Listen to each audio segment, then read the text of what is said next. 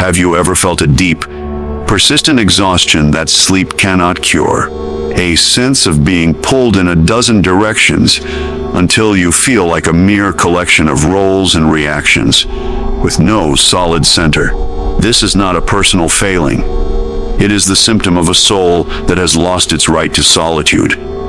Today, we will confront the root of this modern malaise and uncover the profound, alchemical power that is unlocked not by doing more, but by deliberately and courageously becoming less available. There is a silent epidemic of our time, a peculiar madness celebrated as connectivity. We are everywhere, it seems, except in the one place we can truly be found. We have become phantoms in the machine of society, so available to the world that we have become strangers to ourselves. We must first understand that the human psyche is not an island, complete in itself. It is an entity in a constant state of relation, a delicate ecosystem poised between the vast, uncharted interior of the subjective world and the overwhelming, concrete reality of the collective exterior.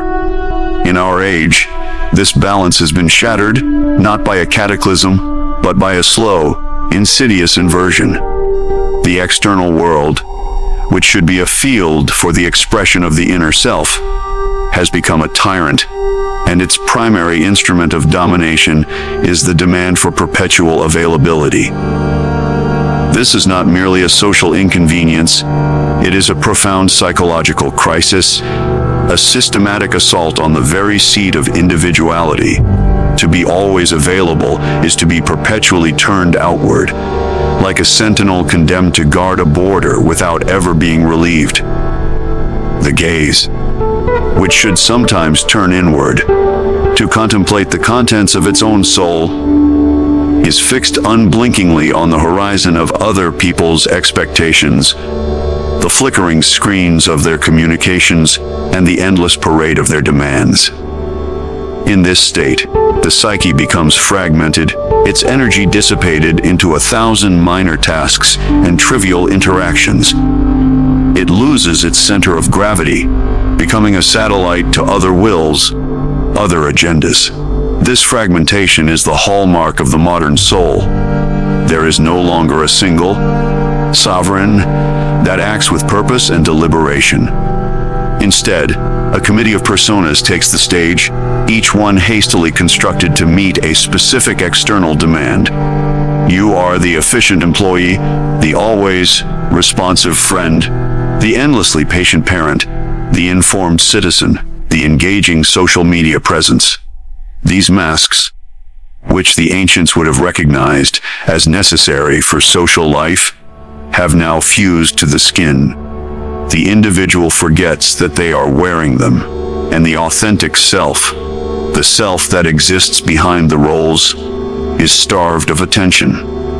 It is pushed into the shadows where it does not cease to exist, but rather becomes a source of disturbance, manifesting as a vague sense of emptiness, a chronic anxiety, or a deep, inexplicable fatigue that no amount of physical rest can cure.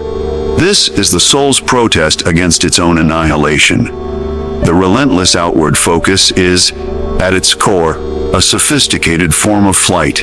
It is a refusal to confront the inner world, because the inner world is complex, messy, and often intimidating. It contains not only our creative potential and our deepest values, but also our repressed fears, our unresolved wounds, and the aspects of our personality we deem unacceptable. What we may call the shadow. To sit in silence with oneself is to risk an encounter with this totality. It is far easier to answer another email, to scroll through another feed, to accept another invitation, than to face the silence in which these inner voices might begin to speak. Thus, the tyranny of the external is maintained not just by societal pressure, but by a secret, unconscious collusion within the individual. We choose the known tyranny of the outside over the unknown, and therefore seemingly more dangerous liberty of the inside. We flee into the crowd to escape the solitude where our true identity resides. This creates a vicious cycle. The more we flee, the more unfamiliar and frightening the inner world becomes, and the more we cling to the external noise as a distraction. The ego, the conscious part of the mind, becomes a mere servant of the external, losing its connection to the self. The central, archetypal core of the entire personality that represents our fullest potential for wholeness. The ego believes it is in control, managing its many commitments, but in reality, it is being managed by the demands it serves. It has become a tenant in its own house, busily maintaining the property for absent landlords. The energy required for this maintenance is siphoned directly from the wellspring of the individual's vital force, leaving little for the deep, transformative work of individuation, the process of becoming who one truly is. This is the great paradox of our connectivity. In our desperate attempt to be everything to everyone, we risk becoming nothing to ourselves, a hollowed-out vessel echoing with the voices of the world, but silent at its core.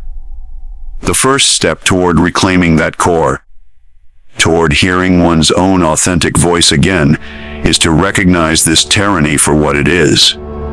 It is to see that the constant availability is not a mark of virtue or strength, but a symptom of a self in retreat, a soul that has abandoned its own throne.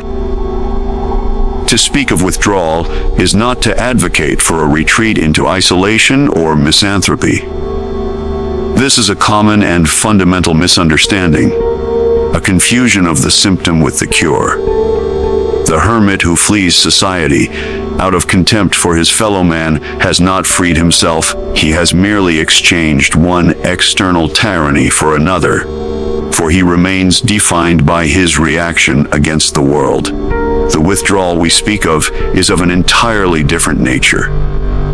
It is an active, conscious, and deliberate act of turning inward, not as a flight from the outer world, but as a pilgrimage toward the center of one's own being. It is a sacred act of reclamation, a gathering of the scattered fragments of the psyche that have been lent out to the world.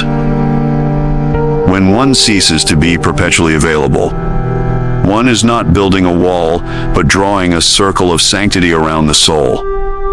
Within this circle, a profound and necessary silence can descend. This silence is not an emptiness, it is a fertile ground.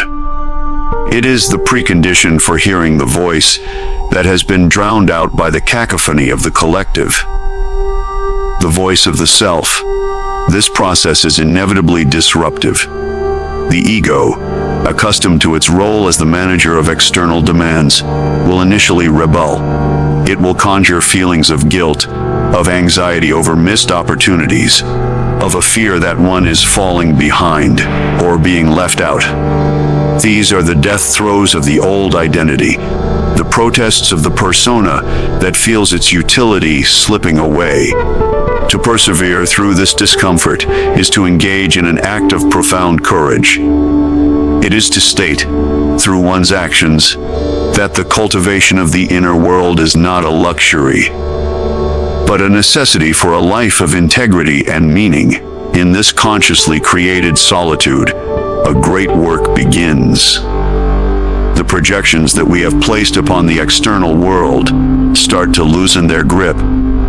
We begin to see that the urgency we felt was often our own anxiety projected onto a deadline, that the judgment we feared was frequently the voice of our own inner critic projected onto a colleague, that the expectations that weighed upon us were, in many cases, burdens we ourselves had chosen to carry. Withdrawal of our energy from these external engagements is, simultaneously, a withdrawal of these projections. We take back these disowned parts of ourselves. We are no longer seeing the world through a distorted lens of our own unmet needs and unresolved conflicts. This is the beginning of true objectivity, not the cold objectivity of science, but the warm, lived objectivity of a self that can see the world as it is, separate from its own psychic baggage. This is where one encounters the shadow. In the business of daily life, the shadow, the repository of all that we deem inferior, shameful, or unacceptable within ourselves, is conveniently projected onto others. We see our own laziness in a coworker, our own rage in a stranger, our own incompetence in a rival. But in the silence of withdrawal, there are no others upon whom to project these qualities. They must be faced as belonging to the self. This confrontation is the crucible of growth. To acknowledge the shadow, to integrate its energy, is not to become evil or lazy or rageful. It is to become whole. It is to reclaim a vast reservoir of vital power that was previously spent on denying and repressing these aspects of our own nature. This inward journey is not a linear path to constant bliss. It is a descent into the underworld of the psyche, a navigation through the complex topography of memory, complex and archetype. One may encounter the inner child, bearing its ancient wounds. One may meet the anima or animus, the soul image, which holds the key to our contrasexual potential. One may stumble upon forgotten creative impulses or long-buried passions. This inner world is as vast and varied as the outer one, and it demands the same respect and attention. The power that comes from this withdrawal is not a power as over others, but a power as of the self. It is the authority that arises from self-knowledge. It is the grounding that comes from no longer seeking validation primarily from the external world. When one has sat with one's own demons and angels in the quiet chamber of the soul, the opinions and demands of the outer world begin to lose their compulsive force. One can engage with them from a place of choice, not of compulsion. The individual who has undertaken this withdrawal does not become a recluse. On the contrary, they can now engage with the world more authentically and effectively, because they are no longer acting from a place of fragmented reaction, but from a centered and integrated consciousness. Their no carries a new weight, not because it is belligerent, but because it is rooted in the unshakable knowledge of what is true for the self. Their yes becomes a genuine gift, not a fearful concession. This is the primal power of withdrawal. It is the necessary death of the fragmented persona and the birth of the individual, the indivisible one, who can stand in the world without being drowned by it. The moment one ceases their compulsive availability, a profound and silent alchemy is set in motion within the psyche. This is not a mere change of habits, but a fundamental reorganization of the inner world, a process akin to the transformation of base lead into philosophical gold. The initial stage of this opus is often one of disintegration and chaos, what the old alchemists termed the es nigredo, the structures that once gave life a sense of order. The constant business, the predictable reactions to external demands, the well-worn personas, begin to dissolve. A profound sense of unease can descend, for the ego, the accustomed center of consciousness, feels itself to be losing its footing. The distractions that once papered over this inner void are no longer being utilized, and the contents of the unconscious, no longer projected outward, begin to rise to the surface with newfound intensity. This is a critical and necessary stage. It is the melting down of the old form so that a new, more authentic one may be cast. The psyche is cleansing itself, bringing its shadow elements into the light of awareness, where they can be integrated rather than suppressed. During this time, the external world may indeed seem to become more difficult, more demanding, as if in reaction to one's withdrawal. In truth, it is the internal conflict becoming conscious. The world becomes a mirror, And for the first time, one is forced to look squarely at the reflection without the comfort of constant activity to blur the image. As this process continues, a new center of gravity begins to establish itself. It is no longer the ego, identified solely with its roles and reactions, that sits at the helm. Instead, a dialogue is established with the larger, more comprehensive self. This is the stage of the albedo, the whitening, where clarity begins to emerge from the initial darkness. Insights arise not from frantic thinking, but from a deeper place of knowing. Solutions to long-standing problems present themselves spontaneously. A sense of purpose, which was previously defined by external validation, now begins to emanate from within. This internal shift does not go unnoticed by the outer world. Relationships that were founded on a one-sided dynamic of giving and taking will begin to falter or transform. They can no longer persist in their old form, for the fuel that fed them, your unconscious compliance, has been withdrawn. Conversely, other connections, perhaps previously dormant, will deepen and become more meaningful, as they are now based on genuine mutuality rather than need.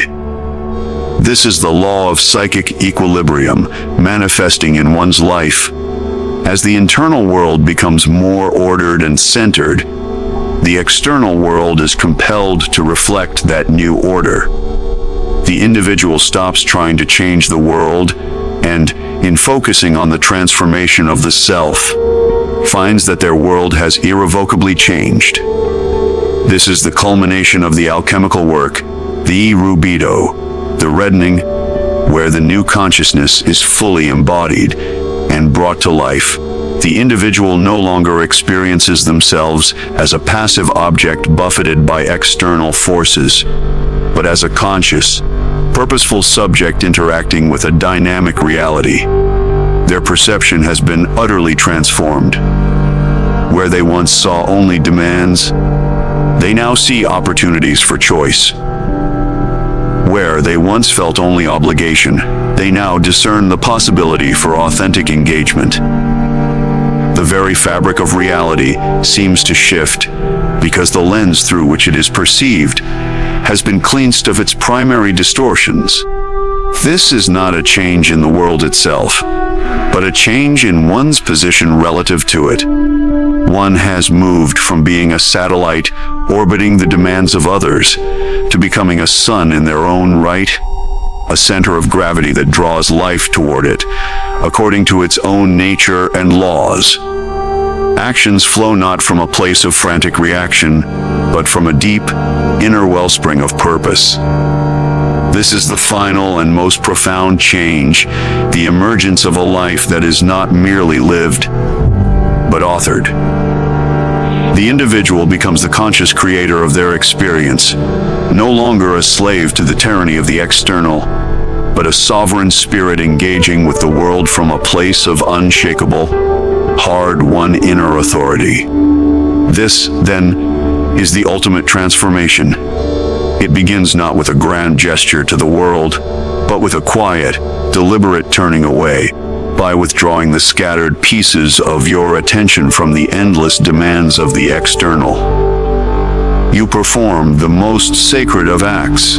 You return to yourself. In the fertile silence you create, the fragmented self begins to heal and integrate. The world, which once seemed a tyrant, is revealed as a mirror. And in its reflection, you no longer see a collection of reactions, but a sovereign, centered, and whole being. The author of your own life, speaking with the undeniable authority of the soul you have reclaimed.